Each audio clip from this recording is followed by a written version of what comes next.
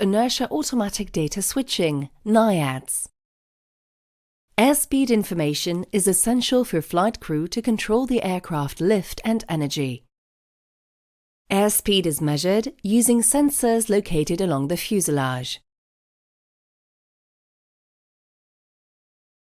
In some rare circumstances, icing or contamination from insects may cause a sensor to provide erroneous or unreliable airspeed information.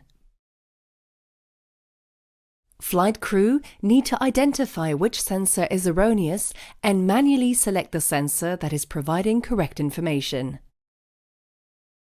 Airbus developed the new Air and Inertia Automatic Data Switching function, or NAIADS, to identify the source of the erroneous information and automatically display the correct information on the flight crew's flight instruments.